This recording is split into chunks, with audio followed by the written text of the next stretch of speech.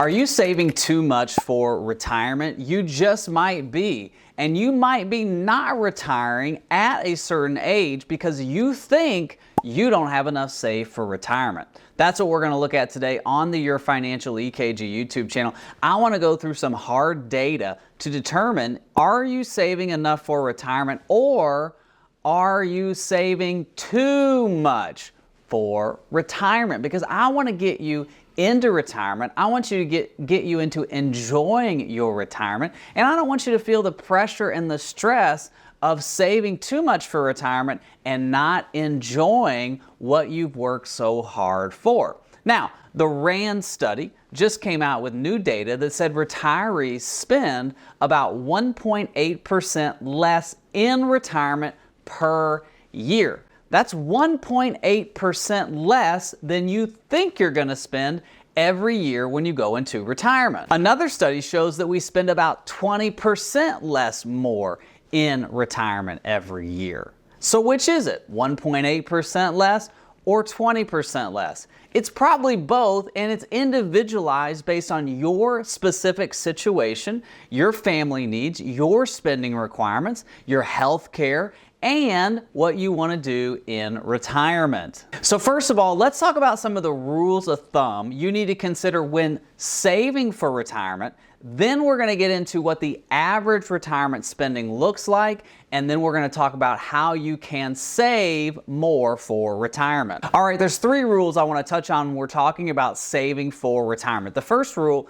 is the 80% replacement rule. The second rule is the 25X rule. And the third rule is 15 to 20% rule. Now, the first rule is the 80% replacement rule. Now, the 80% replacement rule is simply this. When you're saving for retirement, you want enough in retirement savings to replace 80% of your current income. Now, this is an older rule that I believe needs updating for today. Now, considering Social Security, considering your pensions, considering any kind of guaranteed income that you might be getting, maybe an annuity, maybe some sort of alimony, whatever, you need to consider how much should I have saved to replace the income that I'm going to need. Many individuals today, the average salary in America is about $55,000 a year.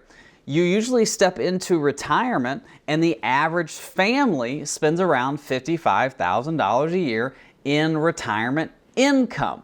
So their replacement ratio might be 1 to 1. Or you might be somebody who has a family, each of you making $55,000 a year. That's $110,000 in income. And when you retire, you're only going to need $55,000 a year. That's a 50% replacement ratio. That's why I say the replacement ratio is based on your individual and family needs, but it's a great rule of thumb to use when shooting for how much should I have saved for retirement. Now, the second rule that we look at when thinking about how much should I have saved for retirement is the 25X rule. Now, the 25X rule is probably the most popular saving rule for retirement savings. It's one that I like to use for my clients, and it simply says this: take your current expenses, multiply those by 25, and that's how much in retirement savings you need. For example, let's say your current expenses are $50,000 a year.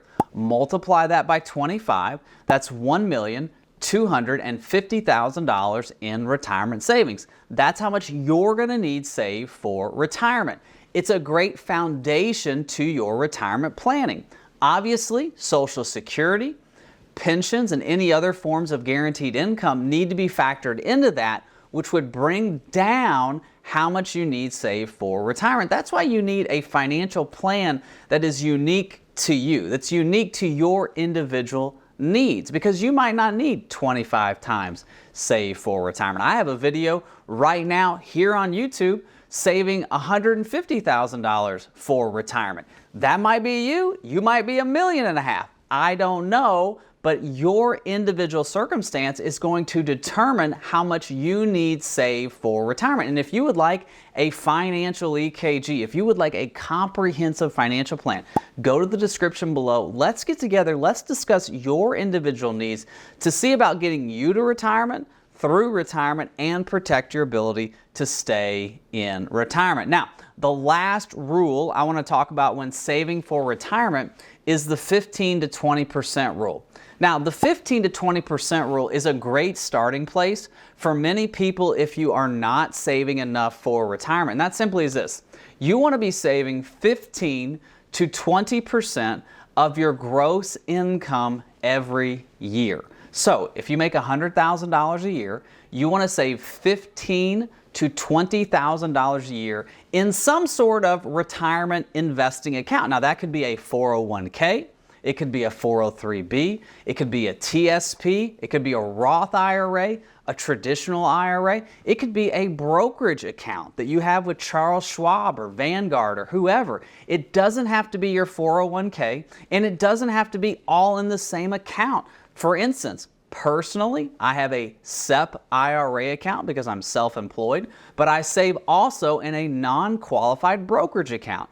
And that's my 15 to 20% that we save for retirement every year. A portion goes into my SEP for my pre-tax contribution, and a portion goes into a non-qualified brokerage account, which is an after-tax contribution, which I call a freedom fund, and it allows me to put the contributions wherever I want. It doesn't matter the actual vehicle. What matters is, are you saving the percentage? Now, based on your age, your income, that's going to determine Roth IRA versus traditional IRA, Roth 401k versus 401k, Roth conversions. All of that gets done in the nitty-gritty of the financial EKG. The first step is saving the 15 to 20%. So income replacement varies by age, it varies by family circumstances, whether you're single or married. So let's take a deeper dive into the average spending in retirement. All right, so what is the average spending in retirement based on age? Well, let's look at this based on hard data from the Bureau of Labor Statistics. And I want you to notice where individuals are when they're spending in their 40s and 50s, 50s and 60s, 60s and 70s, and 70s and beyond. And we're also going to talk about the 3 top categories that you will spend your money on when you retire. So let's get into the data. Ages 45 to 54, the average retirement spending is $60,524. Now keep in mind, between the ages of 45 and 54, you're not on Social Security. So if you retire at 50, or you want to retire at 50, you have to keep in mind that this $60,524 is going to come from your retirement investments. And you're not going to start Social Security until at least 62. So if you retire at 50, you have 12 years before Social Security is eligible to start at age 62, 17 years before you reach your full retirement age at 67, or 20 years before you get to 70, where you'd get 124% of your Social Security benefit. So that's something you really want to think about if you're wanting to retire in between ages 45 and 54. Now, from ages 55 to 64, the average retirement spending is $55,892. Now, between ages 55 and 64, what happens? Well, for one thing, you become Social Security eligible. The majority of individuals who are claiming Social Security begin claiming at age 62 or immediately when they retire. Now, the average retirement age today, or the average age people are retiring and claiming Social Security, is 64 years old. So, somewhere in this range, you are claiming Social Security. So this $55,802 is coming from a Social Security source as well. So you're not pulling all of your retirement income from retirement investing accounts. Now, the next age range is 65 to 74. The average spending in retirement is $46,757. Now, notice how from 45 to 54, we're at $60K. 55 to 64, we're at $55K. 65 to 74, we've actually gone down to $46,000. Now, keep in mind, from ages 65 to 74, you are on Social Security. You are on your pensions. So a lot of this spending is coming from your Social Security, maybe a pension, maybe an annuity, something like that. But you notice how these values are going down. What happens with Social Security COLA increases? They actually increase. So as your spending is going down, Social Security COLA increases are bringing up your Social Security or your guaranteed income source, and so you're able to you don't have to pull out as much income from your retirement investments. That's huge as you get older, which is why you want to have a financial plan when it comes to where am I pulling my retirement income first, how is that retirement income going to get to me, what are the taxes going to be on that money, and how is it going to be invested. Now, ages 74 and older, the average retirement spending is $34,000. Now keep in mind, at any time, you might lose a spouse, you may be single, your numbers might be less. But you see how the spending continues to go down. Now, there's 3 categories that are the highest spends for all retirees. The first is housing, your home. That's going to be your largest cost if you have a mortgage. But also, maybe you're a renter. That's a big cost. Taxes and insurance. Maybe you own your home outright. Those taxes and insurance don't go away, and depending on the state that you live in, I'm in the great state of Florida, taxes keep going up. And property insurance, whew, you talk about hurricane damage, man, our property insurance has gone through the roof. Tallahassee, y'all need to do something about that. Now, the second biggest spend is healthcare. Now, these can be flipped. Home and health can also be flipped, because keep in mind with your healthcare, if you retire before the age of 65, you're going to be on Obamacare or the exchange. And so you're going to pay a monthly premium for health insurance. Once you get on Medicare, you are going to pay a monthly premium depending on the type of plan you choose and also coming out of your Social Security check, but it's going to be much less than when you're on the exchange. And if you have a spouse or children who are still required to be on your insurance or they need insurance, then your health care is going to be the largest expense in retirement. How do you plan for that? And thirdly, it's food. Hey, Bureau of Labor Statistics says it. Food is the 3rd largest spend in retirement. And I know this. I go to Costco. I see the cost of ribs and raspberries and radishes and anything else that starts with an R. And so food is a huge expense, which is why when we're looking at these numbers, you want a financial EKG. You want a comprehensive retirement plan so you know, can I retire at 60? Yes, I can, and I'm not going to run out of money because we're going to project out inflation, taxes, market returns to make sure you get to retirement, through retirement, and protect your ability to stay in retirement.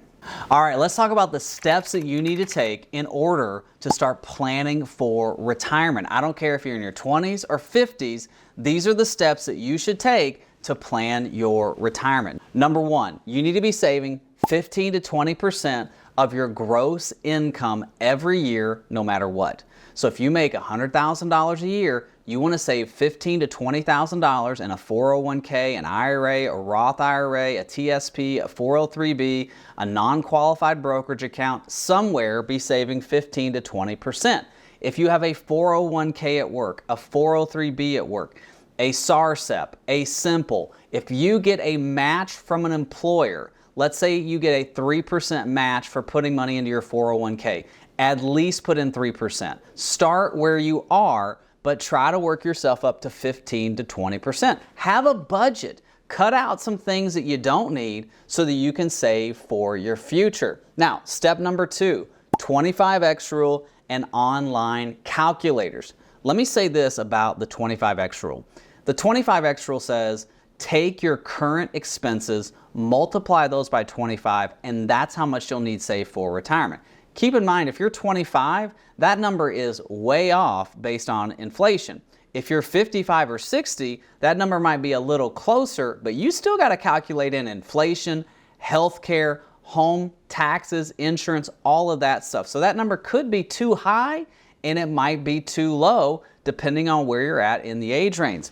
That's why I like online calculators. There's a lot of free ones out there to use, but keep in mind your individual circumstance, your family history of health, finances, whatever, is going to determine how much you need saved for retirement. That's why all of my clients get a financial EKG. Whether we are managing assets for someone or whether we're just putting a plan together, we want a financial EKG because that's going to give us the most accurate projections and it's going to update yearly so that we know, hey, are we on track for retirement? Or now that we've stepped into retirement, are we staying on track? Now, the third step when planning out your retirement, assume a decrease. Now, what do I mean by that?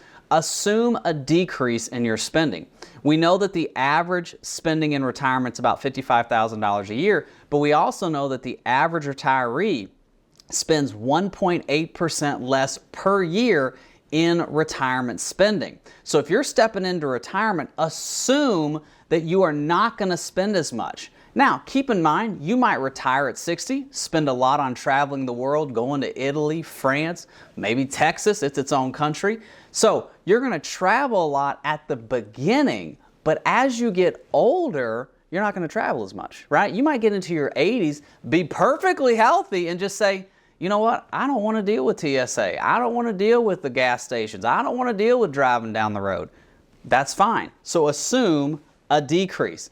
And the fourth step to planning out your retirement is get a plan. We call it your Financial EKG. It's a comprehensive financial plan. You want a comprehensive financial plan. If it's not from us, you want to go on Fidelity, Vanguard, somewhere to have a plan. Excel, a piece of notebook paper, whatever, have a plan. If you're going to drive from Tampa, Florida to Miami, Florida, you can say, yeah, we're just going to go south. But if you just go south, you might just run into the Everglades and get eaten by a crocodile. No, you need to follow a specific map. You need to make sure you're going to get to your destination, and the same is true for your retirement. All right? Well, hey, thank you so much for watching. God bless. Bye-bye.